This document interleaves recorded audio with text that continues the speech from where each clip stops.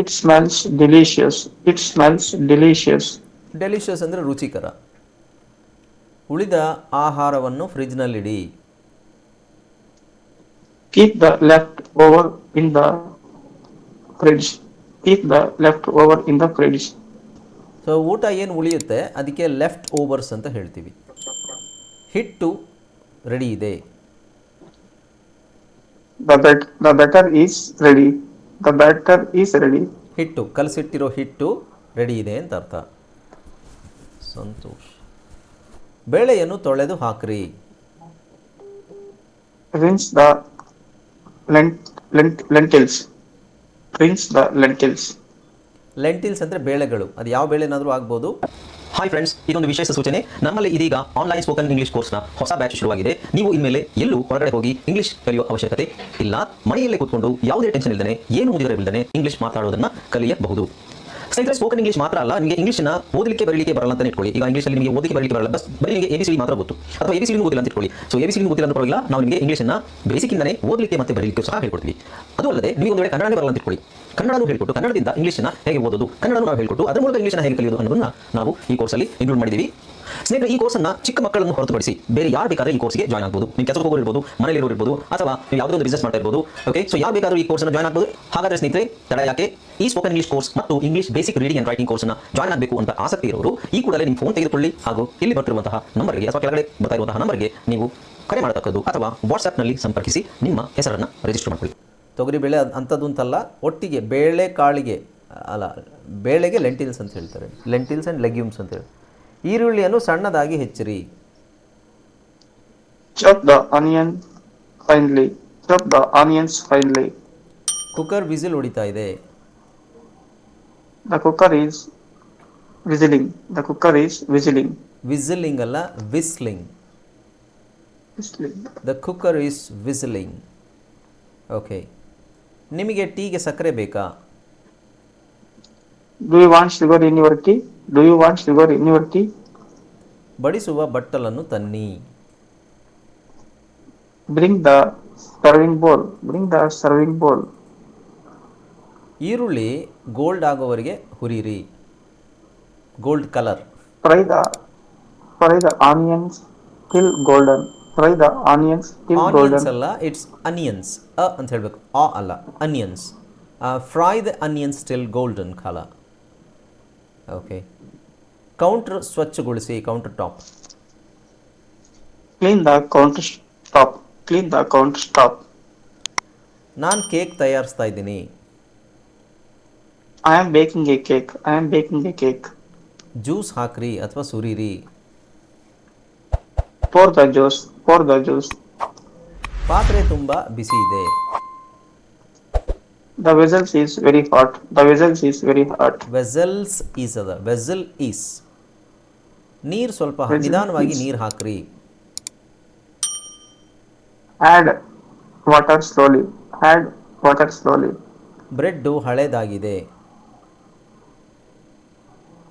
The bread is stale.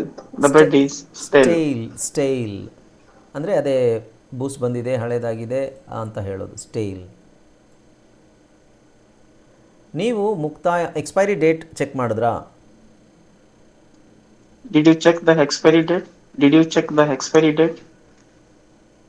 ಪಾತ್ರೆಯನ್ನು ಬೆಂಕಿಯಿಂದ ಕೆಳಗಿಡಿ. Take the pot off the fire. Take the pot off the fire.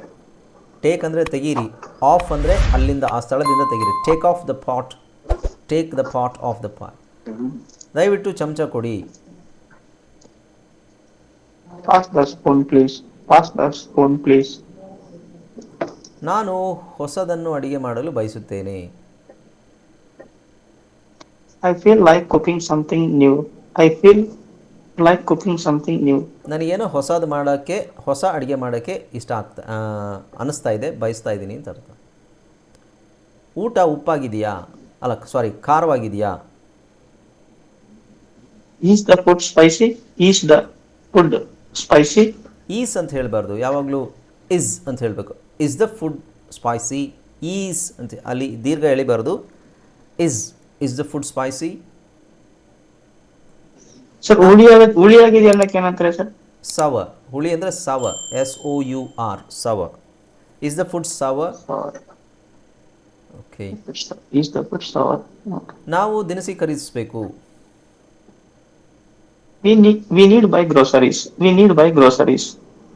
ಹಿಟ್ಟು ready ಇದೆ. Is the dough ready? Is the dough ready? ಡವ್ ಅಲ್ಲ, ಡೋ.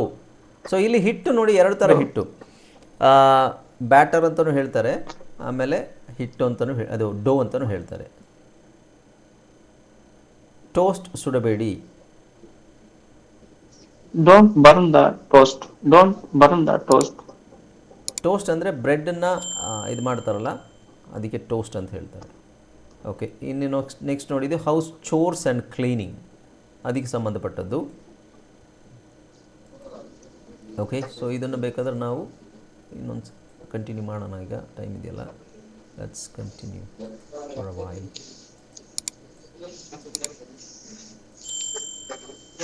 ಚೋರ್ಸ್, house ಚೋರ್ಸ್.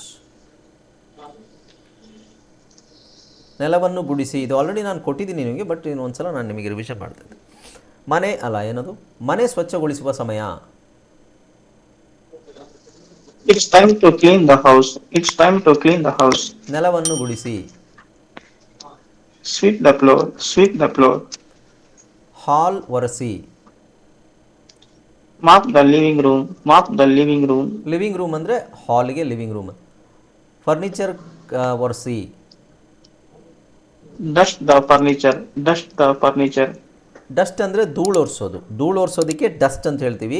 ನೆಲ ಒರೆಸೋದಕ್ಕೆ, ನೀರಿನಿಂದ ನೆಲವನ್ನು ಒರೆಸಲಿಕ್ಕೆ mop ಅಂತ ಹೇಳ್ತೀವಿ. ಓಕೆ, ಪಾತ್ರೆಗಳನ್ನು ತೊಳೆಯಿರಿ. Do the dishes now. Do the dishes now. ಹಾಂ, ಈಗ ಪಾತ್ರೆಗಳನ್ನು ಡೂ ದ ಡಿಶಸ್ ಅಂದರೆ ಡಿಶಸ್ ಮಾಡುವುದು ಅಂತಲ್ಲ, ಪಾತ್ರೆಗಳು ತೊಳೆಯೋದಕ್ಕೆ ಡೂ ದ ಡಿಶಸ್ ಅಂತ ಫ್ರೇಸ್ ಇರೋದು, ಅದನ್ನೇ ನಾವು ಫಾಲೋ ಮಾಡಬೇಕು. ಓಕೆ, ಸುಮಾರು ಸೆಂಟೆನ್ಸ್ಗಳಿದ್ದಾವೆ ಈ ಥರ. ಬಟ್ಟೆಗಳನ್ನು ತೊಳೆಯಲು ಹಾಕಿ. Put the clothes for washing. Put the clothes for washing. ಬಟ್ಟೆ ಹೊರಗೆ ನೇತಾಕಿ. Hang the clothes outside. Hang the clothes outside. Laundry ಮಡಚಿ. ಲಾಂಡ್ರಿ ಅಂತ ಹೇಳಿದ್ರೆ ಒಗೆದಿರೋ ಬಟ್ಟೆಗಳನ್ನು ಮಡಿಸಿಡಿ ಅಂತ ಅರ್ಥ. Fold the laundry. Fold the laundry. ಕಸ ಹೊರಗೆ ತೆಗೀರಿ. Take out the trash. Take out the trash. ಹಾಸಿಗೆ ಹಾಸಿಗೆ ಬೆಡ್ ಶೀಟ್ಸ್, ನಾವು ಬೆಡ್ ಶೀಟ್ಸ್ ಶೀಟ್ ಅಂತ ಹೇಳ್ತೀವಲ್ಲ, ಅದಕ್ಕೆ ಅಲ್ಲಿ ಬೆಡ್ ಶೀಟ್ಸ್ ಅಂತ. ಹಾಸಿಗೆ ಬದಲಾಯಿಸಿ. ಹಾಸಿಗೆಯ ಶೀಟ್ಗಳನ್ನು ಬದಲಾಯಿಸಿ. Change the bed sheets. Change the bed sheets. Okay, ನೋಡಿ, ಅದು ಸುಮಾರು ಒಂದು 200-250 ಸೆಂಟೆನ್ಸು 1 ಅವರಲ್ಲಿ ನಾವು ಪ್ರಾಕ್ಟೀಸ್ ಮಾಡಿದ್ವಿ. ಇದನ್ನು ನೀವು ಡೈಲಿ 1 ಅವರ್ ಬೇಡ, ಅಟ್ಲೀಸ್ಟ್ ಒಂದು ಅರ್ಧ ಅವರ್ ಪ್ರಾಕ್ಟೀಸ್ ಮಾಡಿದ್ರೂ ಸಾಕು.